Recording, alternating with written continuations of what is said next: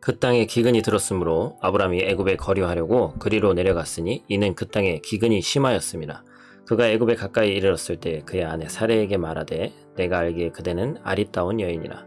애굽 사람이 그대를 볼 때에 이르기를 이는 그의 아내라 하여 나는 죽이고 그대는 살리리니 원하건대 그대는 나의 누이라 하라. 그러면 내가 그대로 말미암아 안전하고 내 목숨이 그대로 말미암아 보존되리라 하니라. 아멘.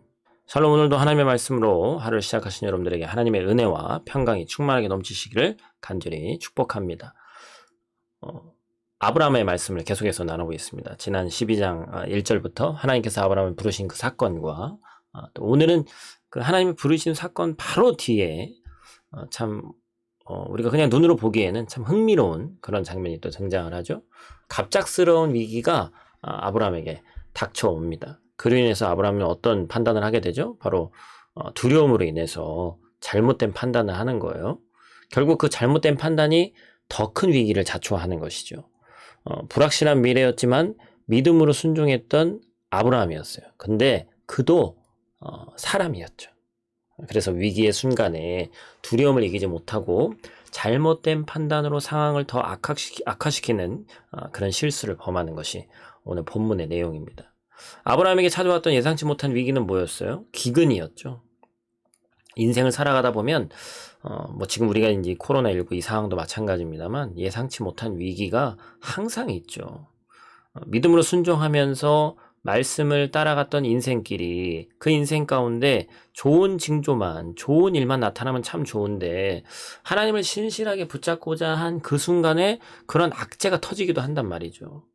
믿음으로 순종하는 길이라고 해서 탄탄대로만 펼쳐지는 것이 아닙니다. 오히려 위기의 순간이 찾아오기도 하고 어려운 일들이 닥칠 때에 그 상황을 어떻게 극복하느냐, 참된 순종의 길을 묵묵히 가느냐, 그것을 우리가 체크해 볼 수 있죠. 아브라함은 기근이라는 상황을 맞이합니다. 낯선 땅이었지만 하나님의 인도하심과 보호하심을 따라서 여건과 환경이 잘 예비되면 좋은데 막상 하나님이 가라고 한 그곳에 갔는데 이런 일이 닥친 거예요. 약속의 땅에도 기근이 찾아옵니다. 예수 믿고 주의 백성이 된다고 모든 것이 인간적인 눈으로 볼 때 만사형통하지 않아요. 우리가 알다시피 심지어 우리 주님이 타고 계셨던 배도 풍랑을 만났습니다. 예수님과 동행한다고 해도 어려움이 찾아올 수 있다는 얘기예요. 믿음의 삶에도 풍랑이 찾아올 수 있고 기근이 찾아올 수 있다는 것이죠. 아마도 사람인 아브라함은 기근이라는 자연재해 앞에서 생명과 안전에 대한 어떤 극한 두려움이 찾아왔던 것 같아요. 가나안 땅까지 믿음으로 왔고 보장되지 않은 미래라는 불확실성 가운데서도 두려움 없이 뚜벅뚜벅 걸어왔는데 이 기근, 먹고 사는 문제, 그렇죠? 우리도 지금 마찬가지 아닙니까? 어떤 생계를 이어나갈 수 있는 능력이 되지 않으면 그런 두려움을 억누르지 못하고 살 길을 찾으려 그냥 떠난 것이죠. 아브라함의 선택은 이방 땅, 또 애굽 땅으로 가는 것이었습니다. 그곳으로 간 것이 사실은 잘못됐다 이렇게 얘기할 수는 없죠. 아브라함이 고향 땅을 떠나 가나안 땅으로 오기까지 아브라함의 이동의 이유는 말씀이었죠.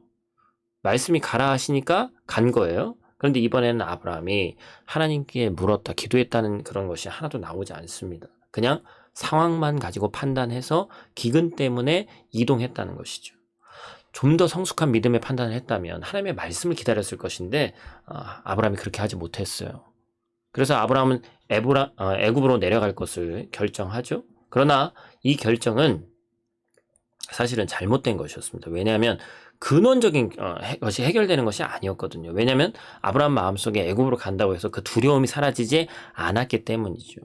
오늘 본문 말씀이 그 내용 아닙니까? 바로 아내 사레의 아름다움을 인해서 자신이 죽을 것에 대해서 또 다른 두려움이 닥쳐오는 것이죠. 기근이라는 것만 두려움이었었는데, 무서움이었었는데 이제는 아내에 대한 그런 것까지도 또 추가적으로 그런 두려움이 닥쳐온다는 것입니다. 여러분, 주의 말씀에 순종해서 주의 뜻을 따라 걸어가는 길에는 두려움이 사라져야 됩니다. 이사야 26장 3절에서는 뭐라고 말씀하고 있어요? 주께서 심지가 견고한 자를 평강하도록 지키시리니 이는 그가 주를 신뢰함이니이다, 이렇게 얘기했습니다. 심지가 견고한 자, 곧 주님을 신뢰하고 따라가는 자를 주님께서 평강의 평강으로 지키시겠다. 주의 평강이 있는 곳에, 말씀으로 간 곳에 두려움이 공존할 수 없습니다. 약간의 두려움은 물론 있을 수 있겠죠. 그러나 근원적으로 두려움이 사라지는 역사가 있다는 것이죠.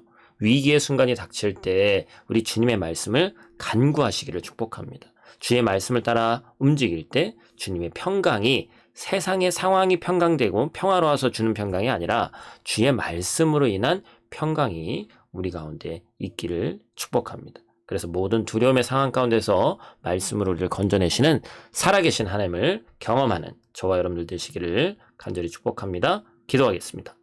우리의 만왕의 왕 되신 주님의 이름을 찬양합니다. 모든 위기의 순간에서 우리를 신실하게 지키실 수 있는 분은 오직 능력의 하나님뿐임을 우리가 믿사오니, 우리가 이 위기의 때를 지나며 한치 앞을 알 수 없는 미래 때문에 걱정이 너무나도 많이 있지만 하나님의 권세와 능력을 의지해서 우리 주님 앞에 엎드리기를 원하오니, 우리를 지키시고 인도하시는 하나님을 신뢰함으로 모든 것을 주님께 맡기고 모든 염려와 두려움에서 해방되는 우리들 될 수 있도록 하나님 도와주시옵소서. 오늘 하루도 하나님의 말씀을 바탕으로 뚜벅뚜벅 걸어나가길 원하오니 하나님 우리와 동행하여 주시옵소서. 오늘 하루도 눈동자와 같이 지키실 줄 믿사오며 예수님께 하신 이름으로 기도드립니다. 아멘.